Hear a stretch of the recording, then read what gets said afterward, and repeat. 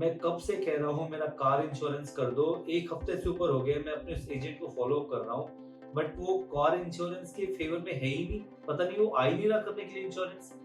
Sir आप digitally अपना insurance कर सकते हैं ना। डिजिटली कैसे? यस सर, आप मोबाइल फोन से पॉलिसी बाजार के थ्रू अपना इंश्योरेंस करवा सकते हैं। पॉलिसी बाजार से? Yes sir.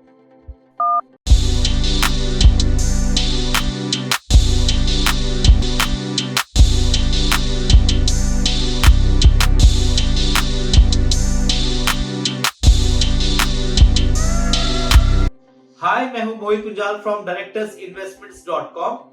इस वीडियो के थ्रू मैं आपको बताऊंगा इस न्यू आईपीओ के बारे में जो कि पॉलिसी बाजार लेके आ रहा है।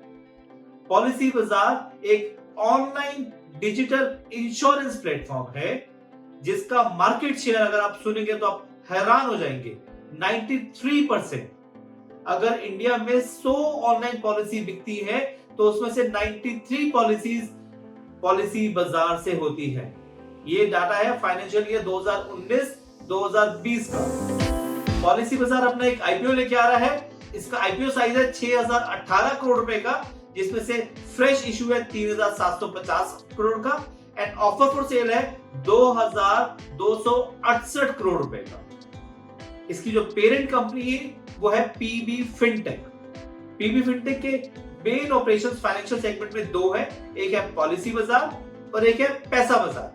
पॉलिसी बाजार से आपको सारी इंश्योरेंस मिल जाती है, life insurance, health insurance, car insurance, general insurance and different other types of insurance.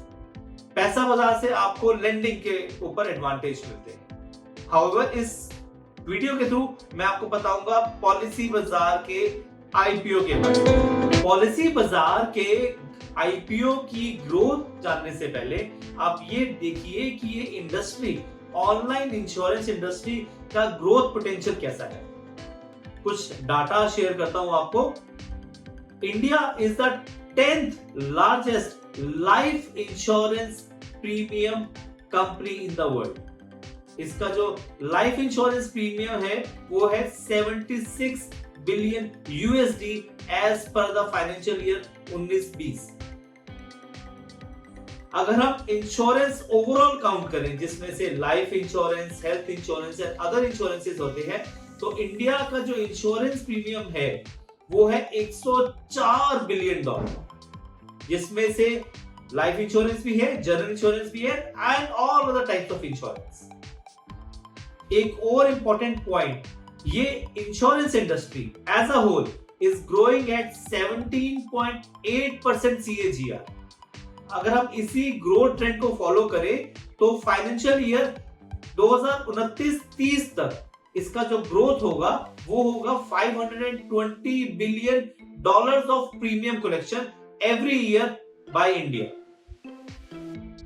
अगर हम ग्रोथ रेट ओवरऑल इसको बाइफरकेट करें इंश्योरेंस सेगमेंट्स का कि लाइफ इंश्योरेंस में कितना ग्रोथ रेट चल रहा है, हेल्थ में कितना चल रहा है, जनरल में कितना चल रहा है, तो life insurance is growing at the fastest growth rate in India at the rate of 18.8%, followed by health insurance at 15.3% and other insurance at 13.5% CAGR। ये तो होगी overall insurance industry as a whole in India। Now, how much are the part of digital in it? Digital का part analyze इस तरह से करते हैं कि by 2030 इंडिया को 113 करोड़ लोग इंडिया में इंटरनेट यूज करेंगे एंड अप्रोक्सीमेटली 109 करोड़ लोगों के पास स्मार्टफोन होगा because of easy availability and cheap smartphone availability. We should now discuss the strength of policy बाजार। किसी कंपनी की स्ट्रेंथ जानने से पहले हम एनालाइज करते हैं उसके फाइनेंशियल्स। इस ग्राफ के थ्रू अगर आप देखेंगे, the company financials are looking to be in a good shape of the late। अगर हम देखेंगे फाइनेंशियल ईयर 21 में इन्होंने रेवेन्यू जो अर्न किया है वो है 957 करोड़। इसका जो प्रॉफिट आफ्टर टैक्स है इट हैज ग्रेजुअली रिड्यूस्ड। इसका बहुत अभी भी नेगेटिव में है, बट 3 डिजिट नेगेटिव में है, अराउंड 150 करोड़ नेगेटिव है, but it has gradually reduced. Policybazaar के पास 51 इंश्योरेंस कंपनी से टाई अप है, so which is a big thing. इन्होंने ऑलमोस्ट सारी इंश्योरेंस कंपनी से टाई अप किया हुआ है। पॉलिसी बाजार का जो सबसे बड़ा स्ट्रेंथ है वो है उसका ऑनलाइन मॉडल, बट ये है कि कई जगह पे जहां पे ऑनलाइन मॉडल अभी लगता है इफेक्टिव नहीं है, उसके लिए वो ऑफलाइन मॉडल में भी आ रहे हैं। They are planning to open 15 stores for the offline model, especially for those customers जो नेट सेवी नहीं है।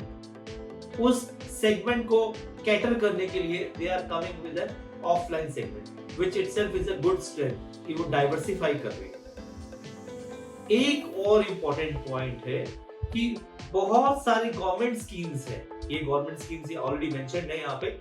इन सब गवर्नमेंट स्कीम्स के अंतर्गत एक गवर्नमेंट की तरफ से भी फोकस है टुवर्ड्स इंश्योरेंस, तो पॉलिसी बाजार holds good during that tenure. एक और इम्पोर्टेंट पॉइंट, पॉलिसी बाजार का जो पोर्टल है वो बहुत ही ट्रांसपेरेंट एंड यूजर फ्रेंडली है। बहुत सारी चॉइसेस अवेलेबल है, so the consumer can choose which one is cost efficient and which one suits their requirements. So that is one of the biggest strength of them is their portal. एक और बहुत अच्छा strength है कि इसका अभी तक कोई कॉम्पिटिटर ही नहीं है जो अभी तक लिस्टेड है, तो वो भी एक एडवांटेज है पॉलिसी बाजार के लिए। अब डिस्कस करते हैं कुछ रिस्क फैक्टर्स। रिस्क फैक्टर्स वही है जो कि मुझे दिखा था फाइनेंशियल्स में कि देखिए इन्होंने अपने आप को कंट्रोल तो किया है, इन्होंने अपने प्रॉफिट आफ्टर टैक्स को जो लॉसेस है आई वुड से वो लॉसेस जो है वो उन्होंने रिड्यूस किया है, बट फिर भी कहीं ना कहीं ये कंसर्न है बिकॉज ये हाईली कॉम्पिटिटिव मार्केट है। कल को कोई बिग प्लेयर आता है और वो इस एंट्री पॉइंट पे घुसता है और वो डिस्काउंट ज्यादा ऑफर करता है, तो मजबूरन इनको या तो डिस्काउंट ज्यादा ऑफर करने पड़ेंगे या फिर इनको अपना प्रॉफिट भेज लेना पड़ेगा, तो वो एक कंसर्न है। Secondly, which is a concern that is not related to policy bazaar but that is related to everyone, कि यहाँ पे जो regulatory requirements है, अगर उसमें कुछ changes होते हैं तो that impacts the profitability of the company। Online digital platform एक अच्छा प्लेटफॉर्म है and it's a growing platform, जो मैंने आपको डाटा ऑलरेडी शेयर किया है कि internet usage in India is growing, but however कहीं ना कहीं कुछ लोग आज भी रिलक्टेंट है, जैसे कि कईयों के साथ एक फैमिली रिलेशन होते हैं इंश्योरेंस वालों के साथ, तो वो उन्हीं के साथ ही करते रहते हैं, तो वो एक अलग मार्केट है जो कि इसने अभी तक केटर नहीं की है। They are opening up with some stores but again they are late in that sector, तो वो एक कहीं ना कहीं रिस्क है। लास्ट रिस्क ऑफ पॉलिसी बाजार इज कि उनका एक अच्छा ब्रांड नेम है। पॉलिसी बाजार, पैसा बाजार, कहीं ना कहीं उनके ब्रांड पे कुछ इम्पैक्ट आता है तो डेफिनेटली वो उनके रेवेन्यूज में बहुत बड़ा डेंट ले आएगा। इस पैसे को वो कहां यूज करेंगे?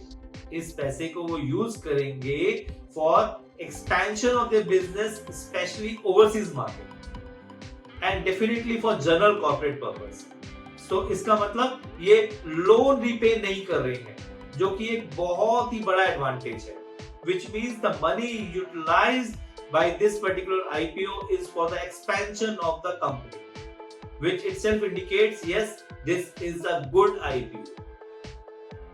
अगर मैं सारा कुछ एनालाइज करूं तो मुझे लगता है ये एक अच्छा IPO हो सकता है, specially for listing gauge, and definitely अगर आप इसे लॉन्ग टर्म रखना चाहते हैं तो कोई हार्म नहीं है। मैंने सब कुछ एनालाइज करने के बाद ये वीडियो बनाया है and these are my personal opinion. The contents in this video are only for educational purpose.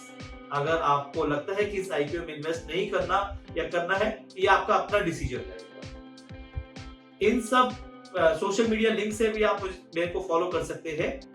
आप मेरे YouTube चैनल पे भी आप मुझसे सब्सक्राइब कर सकते हैं and also visit my website www.directorsinvestments.com।